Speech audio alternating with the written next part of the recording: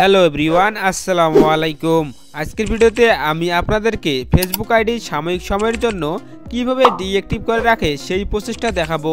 চলুন আর কথা না বাড়িয়ে আজকের মূল ভিডিও শুরু করা যাক।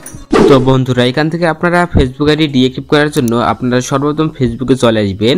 ফেসবুকে আসার পর উপরে দেখতে পাচ্ছেন যে 3 ডট আইকন, আপনারা এর উপরে ক্লিক করবেন। এখানে ক্লিক করার পর আপনার নিচের দিকে আসবেন। আসার পর আপনারা এখানে দেখতে পাচ্ছেন যে সেটিং অপশনটি, এই সেটিং অপশনে আপনারা ক্লিক করবেন। সেটিং অপশনে ক্লিক করার পর আপনাদের সামনে এরকম আসবে। আপনারা উপরের দিকে যদি লক্ষ্য করেন তারপরে দেখতে পাচ্ছেন পার্সোনাল ডিটেইলস নামে যে অপশনটি, এখানে ক্লিক করবেন।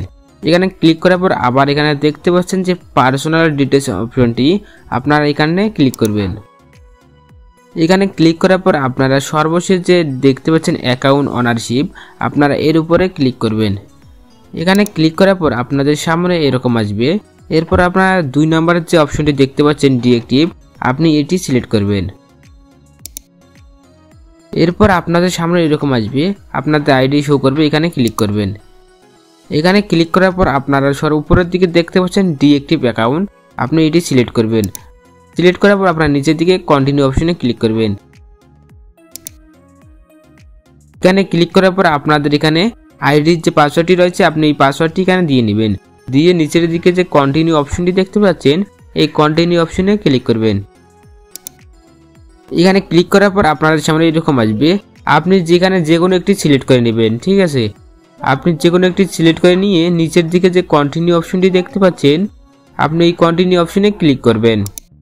এরপর কন্টিনিউ যে অপশনটি, এখানে কন্টিনিউ অপশনে ক্লিক করবেন। কন্টিনিউ অপশনে ক্লিক করার পর আপনারা নিচের দিকে দেখতে পাচ্ছেন যে ডিঅ্যাক্টিভ মাই অ্যাকাউন্ট, আপনি এখানে ক্লিক করবেন।